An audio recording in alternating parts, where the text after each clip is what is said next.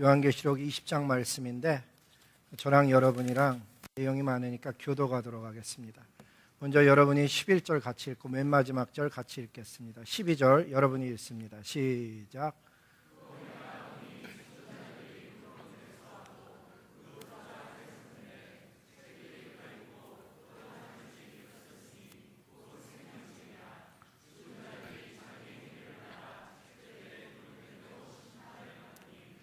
바다가 그 가운데서 죽은 자들을 내어주고 또 사망과 음부도 그 가운데서 죽은 자들을 내어주매 각 사람이 자기의 행위대로 심판을 받고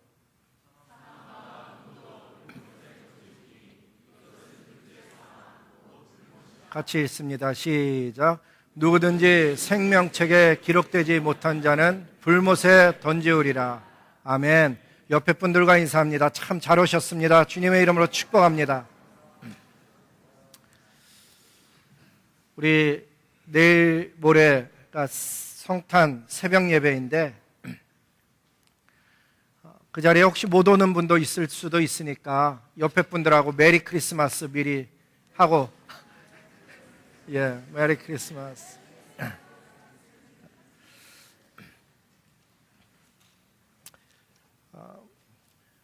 제가 요한계시록 말씀을 준비하는 걸 보고 집사람이 그러는 거예요. 성탄절인데 좀 성탄에 관련된 말씀을 전하지 하필이면 생명책에 나오는 심판의 말씀을 전하냐 그렇게 얘기를 하길래 제가 뭐라고 대답을 했는가 하면 예수님이 오신 목적이 이 땅에 오신 목적이 구원하기 위해서 오셨어요. 그런데 그 구원이라는 내용을 사람들이 잘 알지 못해서 아무나 다 구원받는 줄 알아요. 성경은 되게 놀랍게도 주여 주여 하는 자마다 다 구원을 얻을 것 아니라고 분명히 이야기하고 생명책 외에 다른 책이 있는데 보면 다른 책은 복수로 쓰여져 있어요. 여러 권이란 얘기죠. 생명책은 단수로 쓰여져 있어요. 한 권이란 얘기예요. 구원받는 자가 절대적으로 적다는 것을 성경은 가르쳐주고 있어요. 특별히 아무리 오래 교회를 다녔어도 아무리 그리스도인의 모습을 흉내내고 있다 할지라도 생명책에 이름이 기록되지 않으면 불못에 던지운다고 준엄하게 이야기하고 있기 때문에 성탄절일 때 오히려 이 심판에 관한 말씀이 우리들에게 예수님이 오신 목적을 다시 한번 확인하는 좋은 말씀이라 생각이 되어져서 말씀 전합니다. 요한계시록 전반적인 이해가 먼저 필요합니다. 성경 창세기는 제일 먼저 나오는 이야기죠. 성경의 제일 앞부분인데 무엇이 나오는가 하면 세상이 저절로 시작된 것이 아니고 하나님의 목적과 계획과 영광을 위하여서 창조되어진 세상이다. 그런데 그 세상이 사단에게 속아서 우연히 그냥 죄가 들어온 게 아니고 사단에게 속아서 죄가 세상 속에 들어옴으로 말미암아 고통과 죽음이 시작됐다는 이야기를 가르쳐 줍니다. 성경이 없으면 사람이 왜 죽는지를 이해할 수가 없습니다. 뿐만 아니라 홍수 사건을 통해서 인류가 세상 속으로 퍼져나간 이야기, 바벨탑 사건을 통해서 오늘날의 언어가 이렇게 혼잡한 이야기들을 이 성경을 통해서 알게 된 것입니다. 그 성경의 맨 마지막 책은 요한계시록입니다. 이 요한계시록에 나오는 책은 그렇게 창조되어진 세상이 죄로 인해서 타락되었는데 어떻게 마지막을 맞이할 것인지, 그날 죄인들은 어떻게 심판을 받게 되고 예수님은 오셔서 어떤 일을 행하실 것인지, 하나님의 자녀들은 장차 어떤 일들을 겪게 될 것인지를 이 요한계시록을 통해서 저와 여러분이 알게 되었다는 사실입니다. 요한계시록을 처음부터 끝까지 다 읽고 나서 눈을 감고 요한계시록 전체를 정리해 보면은 세 부분으로 크게 나눌 수가 있습니다. 먼저는 소아시아에 있는 7교회에게 보낸 편지가 나오죠. 그리고 고난의 이야기, 7인과 나팔과 대접의 이야기가 나오고 맨 마지막에 예수님의 재림에 관한 이야기로 구성되어져 있는 것을 알 수가 있습니다. 오늘 우리가 읽은 20장 말씀은 예수님의 재림에 관한 이야기입니다. 예수님이 재림하셔서 무엇을 하실 것인지. 그런데 이 예수님의 재림은 시대 속에, 우리 기독교 역사 속에 늘 극단적인 두 가지 방향이 있었습니다. 먼저는 예수님 오시면은 세상이 다 불타 없어질 것이니까는 가진 것 다 버리고 이 세상을 벗어나 오직 예수님 오시기를 기다려서 깨끗한 삶을 사는 것, 그런 것을 주장했던 부류입니다. 이런 주장을 했던 사람들은 거의 예외 없이 세상을 등지고 산속으로 들어가거나 광야로 나가거나 수도원을 지었습니다. 기독교 역사를 찾아보면 첫 수도원 운동이 언제 일어났는가? AD 313년 로마로부터 기독교가 종교로 공인을 받게 된 이후에 이제는 그냥 기독교가 종교다가 아니고 세상이 바뀌었어. 이제는 성직자의 추천서가 있어야 출세하려면은, 세상 가운데서 뛰어난 사람이 되려면은 추천서가 필요한 시대가 왔습니다. 예수님의 십자가와 부활을 알지도 못한 사람들이 출세하기 위해서 교회로 그야말로 쏟아져 들어왔습니다. 순수한 신앙을 갖고 있던 사람들은 그 모습의 교회를 피하게 되었고, 그들은 오히려 순수한 신앙을 지키고자 광야로 피해 나갔습니다. 뿐만 아니라 교회를 보니까는 그런 사람들이 쏟아져 들어오다 보니까 교회 안에 권력, 다툼도 있고 허영을 쫓는 모습도 있고 성적 타락도 있는 것을 보았습니다. 뜻있는 사람들은 그런 교회를 등지고 광야로, 산으로 나가 금식하며 독신 생활을 하기 시작했습니다. 일반 백성들이 그런 사람들을 존경하자 교회에 실망한 신앙인들은 자급자족하는 수도원으로 너도나도 들어가서 생활하게 된 것입니다. 그 가운데 성 안토니오라는 분이 아주 유명한 분입니다. 그는 부유한 가정에서 자라났습니다. 18살 때 마태복음 19장 21절을 읽다가 그 말씀 속에 도전을 받았습니다. 너의 가진 모든 것을 팔아 가난한 자에게 나눠주고 주님을 따르라는 이야기였습니다. 그는 실제로 그 부유한 가정에서 상속받았던 모든 것을 정리하고 광야로 나가 평생 독신하며 철저하게 금욕 생활하며 기도하며 살다가 세상을 떠났습니다. 많은 사람들이 존경했습니다. 그런데 대부분의 사람들은 그와 같이 할 자신이 없었습니다. 그들 중에는 내 혼자는 힘들지만 누구와 같이 한다면 혹시 가능하지 않을까, 그런 생각을 가진 사람들이 점점 많아졌습니다. 혼자는 못해도 같이는 할 수 있겠다는 사람들을 모아갖고 공동체 생활을 시작한 사람이 있었는데 그의 이름이 파코미우스라는 사람입니다. 혼자서 할 수 없는 여러 가지 일들을 공동체로 해내는 것을 이분이 앞서 행하기 시작했습니다. 예를 들면 예배, 광야에서 혼자 예배 드리는 것은 그렇게 쉽지 않았습니다. 그런데 은사를 따라서 음악에 재능이 있는 사람, 악기를 연주하는 사람, 노래하는 사람, 각기 은사를 따라서 예배를 함께 드리니까 예배가 예배다워졌습니다. 뿐만 아니라 함께 모여서 같이 금식하고 기도하고 말씀 보고 노동했습니다. 이 파코미우스라는 분은 특별히 육체 노동과 예배를 중요시 여겼습니다. 그 정신은 오늘날까지 이어져서 모든 수도원 운동에는 반드시 노동과 예배가 중심을 잡고 있게 된 근본의 원인이 된 바로 그런 분인 것입니다. 그 후에 일어났던 베네딕트 수도원 운동, 그들은 학문을 중요시 여겼고 지금도 세계 어디를 가도 베네딕트 학파 쪽에서 나온 사람들은 학교를 세우고 운영하고 있습니다. 켈텍 수도원 운동을 하신 분들은 사회, 저변에 못 사는 사람, 어려운 사람들을 그들은 돌보기 시작했습니다. 잘 보면 각 시대마다 예수님의 신부된 교회가 자기의 본분을 잃어버리고 타락함으로 인해서 그리스도인들은 그 시대를 이기고자 경건 생활을 집중하며 육체 노동과 구제와 예배, 선교 사역 등에 자기들의 온 삶을 걸고 하나님의 교회 공동체를 새롭게 하면서 그들은 세상을 등지고 광야나 산속에 들어가 살았던 것입니다. 하지만 모든 일들이 그러하듯이 이 수도원 운동도 세월이 흐르면서 처음에 가졌던 그 순수하고 고귀한 생각들이 어느 순간서부터 변질되기 시작했습니다. 수도원 안에도 세상과 별반 다르지 않게 권력이 생기기 시작했고, 서열이 생기기 시작했고, 그 순간서부터 탐욕이 생기기 시작했고, 어느 순간 물질만 들어온 것이 아니고 성적인 타락까지 들어왔습니다. 그렇게 중세 교회와 수도원이 무너져 갔습니다. 우리가 알고 있는 종교개혁, 개혁주의 성경 신학자들은 예수님이 산속에 오거나 광야로 온 것이 아닌 것을 주목하여서 16세기의 칼빈주의로 대변되는 개신교 개혁주의 신앙에 보면은 세상 속의 그리스도인을 가리키기 시작했습니다. 우리가 세상에 살지만 세상에 속하지 아니하였고 하늘에 속했다는 것을 가르쳐 주었습니다. 우리가 이 땅에 사는 것은 목적이 있고 보냄받은 사람들이고 우리는 이 땅을 지나가는 필그림들이라고 가르쳤습니다.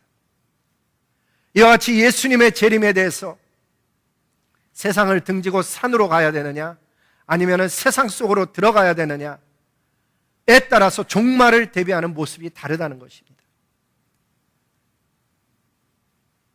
세상 속의 그리스도인, 이 영향을 가장 크게 받은 분 중에 한 분이 아브라함 카이퍼라는 분입니다. 신학을 공부했습니다. 그리고 조그만 교회를 섬겼습니다. 이분은 도전받은 것이 세상 속에 사는 그리스도인의 모습이었기 때문에 글을 많이 써냈습니다. 정말 많은 글을 써내서 언론인으로 이해가 되어지고 있고 교육을 정말 힘써서 교육자로도 알려져 있습니다. 뿐만 아니라 이분이 정치에 뛰어들었습니다. 주변에 많은 목회자들이 정치는 아니라 그랬습니다. 그건 목회자가 할 일이 아니라 그랬습니다. 하지만 이분은 달랐습니다. 정치에 뛰어들어 하원 의원이 됐었고 마침내는 네덜란드의 수상이 되었습니다. 아브라함 카이퍼의 생각은 뭐였는가 하면 하나님의 영광과 주권적 통치를 정치라는 틀을 통해서 그 정치라는 틀을 통해서 이 세상 가운데서 구현해 나가다가 마침내 주님의 곁에 간 것입니다. 여담입니다만 우리 아들이 UNC 졸업할 때 주일이라서 주일을 지키느라고 졸업식을 가지 못했습니다. 막내딸도 UNC에서 공부했는데 주일날 졸업해서 썬데이 스쿨 아니라고 가지 못했습니다. 대학원에 갔는데 이번에 졸업을 하는데 보니까 월요일날 합디다. 그래서 온 가족이 갔습니다. 제가 놀랐습니다. 왜냐하면은 사우스캐롤라이나의 그레듀에이션에서는 Before the Graduation Ceremony에 로컬 패스터가 와서 프레이어로 시작하더라고요. 총장이 자리를 비켜주니까 로컬 패스터가 올라와서 하나님 앞에 기도를 하는 거예요. 내용이 뭐였는가 하면 공부할 수 있게 해주셔서 감사하고 이 지식을 가지고 세상 가운데 나가 증인의 삶을 살게 해달라고 기도하더라고요. 놀랬어요. 주립대학이에요. 아직도 거기는 누군가에 의해서 졸업식 날 우리가 공부한 목적이 하나님이라는 것을 믿든 안 믿든 전파하고 있었던 거예요. 보통 US에서 졸업식 하면은 몇천 명 졸업에 다 있는 것은 아니거든요. 거기는 졸업식에 전원이 다 참석해갖고 하나님 앞에 영광 돌리는 모습을 봤어요. 세상 속의 그리스도인으로 산다는 것은 그것은 단순히 교회를 다닌다는 의미 이상이라고 아브라함 카이퍼는 생각했던 거예요. 여러분은 예수님의 재림을 어떻게 준비하고 있습니까? 예수님의 재림을 준비하는 데 있어서 결정적인 영향을 미치는 것이 바로 이 요한계시록입니다. 요한계시록의 전반적인 이해가 중요한 것은 거기에 기록된 그 세 부분의 내용이 그냥 예언의 이야기만은 아니라는 사실이에요.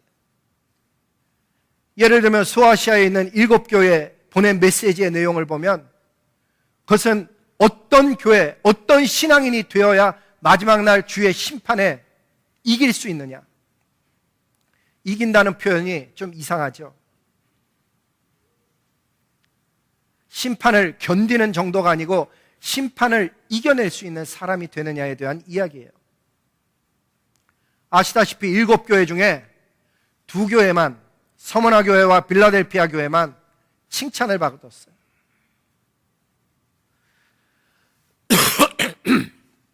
책망 없이 칭찬만 받은 2교회. 지난 2주 동안 교회 얘기를 하고 2018년을 정리하고 2019년을 맞이하면서 제 스스로 영적인 준비를 좀 하나님 앞에 갖는 시간을 갖고 있었습니다. 자, 1부 때도 발표를 했는데 여기다 쓰면 집사람이 뭐라 그럴 것 같아서 안 쓰고 갑자기 1부 때 발표를 한 거예요. 무슨 내용을 발표했는가 하면 제가 우리 집사님들 있는 데서만도 발표할 수 있고 어쩌면은 예산위원 있는 데서만도 발표할 수 있는데 한꺼번에 다 같은 이해를 가졌으면 좋겠다 싶어서 예배 시간에 발표하는 거예요. 지난 2018년 제 사례비가 8만 불을 넘었었어요. 참 감사한 일이죠. 목회자들을 그렇게 배려해 주는 것. 그런데 올해는 아마 더 많은 금액을 산정할 것 같아요.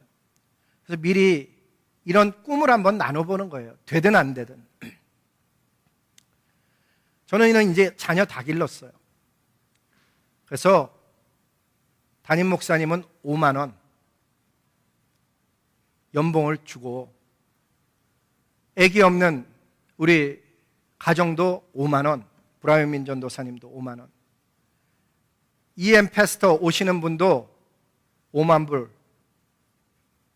원이 아니고 불이죠. 참 여러분 놀랬죠? 연봉을 5만 불로 하고 아기가 있는 우리 정 목사님 댁은 한 명당 해서 5천 불, 5천 불 해서 6만 불 정도. 만약에 더 아이가 있는 집에 온다면은 더 드리고 고등학생이 되면은 7,500불씩 한 명당 해갖고 더 드리고 해서 교회를 KM, EM, 유스, 초등부, 담임 목사님까지 모두 다 풀타임으로 바꿀 수 있으면 참 좋겠다. 왜 초등부를 제가 집어넣는가 하면 윤성정 목사님과 저는 사례가 너무너무 다른 거예요. 같이 부름받았는데 그 집은 앞으로 더 아이 들어갈 것도 많은데 저랑 너무 차이가 나는 거예요. 한 5배 차이 날 거예요 아마. 우리는 이제 아이 다 길렀으니까 저희는 5만 불 받고 우리 윤성정 목사님도 지금 파트타임으로 하는데 스테이터스까지 불안정해요. 풀타임으로 바꾸면서 교회에서 미국에 스테이할 수 있는 길도 좀 열어주고 그런 교회가 될 수 있을까? 챌린지하는 거예요. 그렇게 됐으면 좋겠어요. 우리 집사님들 만난 자리에서 또 똑같은 얘기를 또 하고 예산위원들 만난 자리에서 똑같이 하겠지만 우리가 그런 교회가 된다면 왜 그런 교회가 돼야만 하는가에 대한 베이스가 있어야 되는데 여러분 소아시아에 있는 7교회는요 2교회가 칭찬받았는데 이 2교회는 대형 교회가 아니었어요.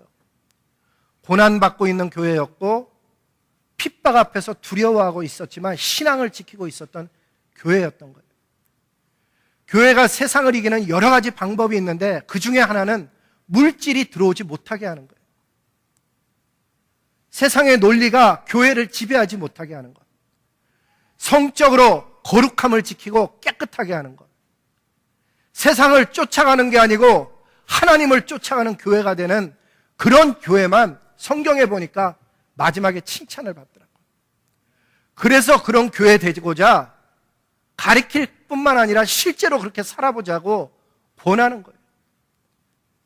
고마워요. 아마 내년 2019년 가만히 있으면 제 연봉 분명히 9만 불 넘을 것 같고, 왜? 지난해 모르고 2018년 걸로 제 걸 다시 11년인가 12년 걸로 돌려놨기 때문에. 연봉을 몇 년 전 걸로 돌려놓은 거예요. 6년 전인가 7년 전 걸로.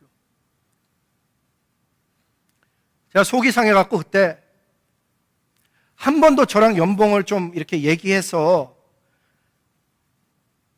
제가 우시장에 파는 소가 아니면은 가격을 남이 정하면 안 되잖아요. 교회가 세상에 물질 들어오지 못하게 다 같이 힘을 합쳐서 합의만 될 수 있다면, 담임 목사님도 애 다 길렀으니까 5만 불 받고, 애 없는 우리 브라이언 민전도사님 5만 불 받고, 애기 나면 할렐루야 올려주고, 그래서 각 부서에 풀타임으로 바꿔서 안정성을 가질 수 있을까? 정말 교육을 중요시한다면 꿈꿔보는 거예요, 그냥. 근데 그 베이스가 뭐냐는 거예요. 베이스가 뭐냐. 세상의 가치로는 절대로 그렇게 되지 않아요. 어떻게 23년을 한 교회에서 목회한 목사님이랑 이제 막 들어온 분이랑 똑같단 말이에요. 경력이 얼마나 차이가 나요. 그런데 성경을 보면 이 성경 속에 있었던 칭찬받던 교회는 그런 세상에서의 경력이나 세상의 방식으로 했던 게 아니고 주님 때문에 좀 다르게 살았던 거예요. 오늘 여기 앉아있는 우리 성도님들도 마찬가지예요. 여러분 한번 생각해 보세요. 예배를 성탄주일에 드리러 왔는데, 여러분 예배 드리는 게 얼마나 귀하고 아름다운 일이에요. 근데 이상하게도요, 이사야서 1장에 보면 예배 드리고 있는 사람들에게 하나님께서 역겨워 하시는 거예요. 너희의 예물, 너희의 그 시간을 역겨워 한다는 거예요. 너희 가운데 성전 문 닫을 자 없냐? 주님이 찾으시는 거예요. 왜 그랬을까? 예배를 안 드렸다는 게 아니에요. 예배를 드렸는데 삶이 예배와 함께 가지 않았기 때문이에요. 성탄 주일인데 새벽 예배 하자 그러니까 어떤 분이 성탄절에 새벽에 교회에 나오냐 그래요. 예수님 때문에 우리가 성탄절이 있는 거예요. 주인공에게 예배 안 드리는 성탄이 무슨 의미가 있겠어요? 가족도 다 나올 수 있게 5시 반도 아니고 7시로 시간 바꾸고. 제가 이런 질문하면 어떻게 들릴지 모르지만 질문해 볼게요. 2018년에 새벽 기도 한 번도 주중에 안 나온 분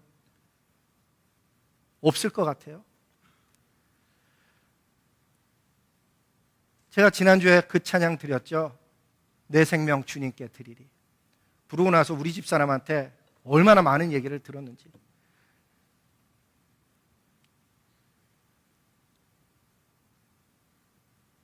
조롱하는 소리와 세상 유혹 속에도 주의 성결한 신부가 되어 내 생명 주님께 드리리. 찬양은 우리가 그렇게 하잖아요. 예배자가 되기를 그렇게 소원하잖아요. 주님 오시는 날을 기다리잖아요. 근데 실제로 주중에 사는 모습을 보면 왜 살아있는 하나님의 능력이 우리 가운데 나타나는 게 드무냐? 하나님 앞에 엎드림이 너무나 약해졌기 때문에 수도 있어요. 성탄절날 와서 뭘 더 달라고 기도하지 말고 정말 온 가족이 모여서 예수님에게 감사합니다. 예수님 찬양합니다. 구원을 주신 주님을 기념합니다. 이런 새벽이면은 정말 좋겠다고 생각해요.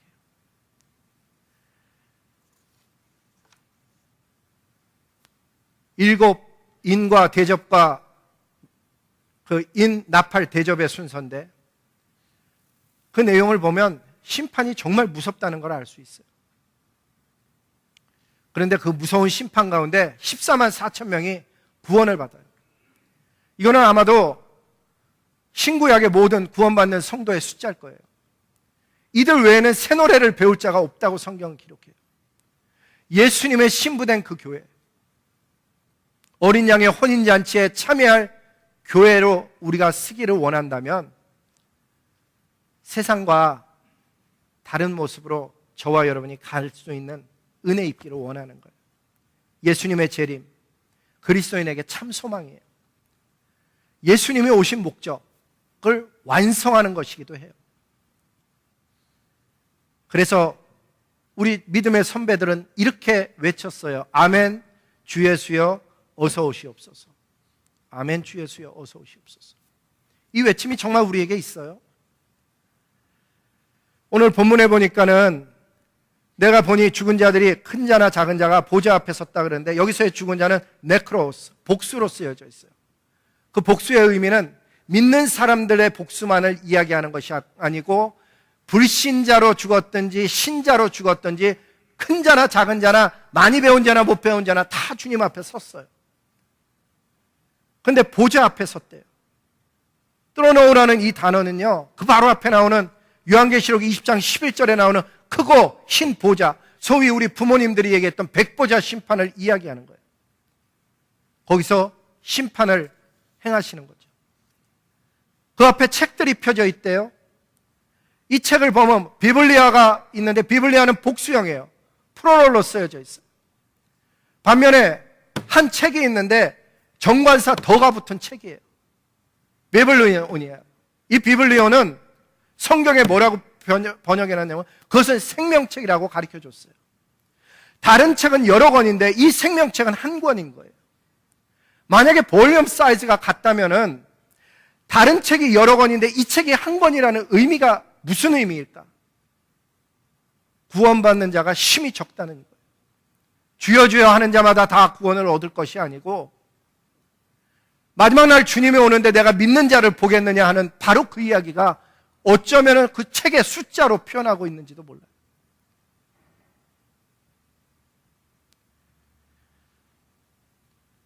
만약에 거기에 생명책의 이름이 기록되어 있지 않으면, 여러분과 저의 이름이 거기에 기록되어 있지 않으면 한 명도 빠짐없이 다 불못에 던지올 것이라고 얘기하는데 그 불못이 잘 읽어보면 불바다예요. The lake of fire. 특이한 점은 거기에 뭐가 던져지는가가 중요하죠. 불신자가 던져질 것 같은데 그렇지가 않아요. 불신자가 던져지는 게 아니고 거기 보면 사망, 타나토스라는 death가 거기에 던져질 뿐만 아니라 하데스라고 번역되어 있어요.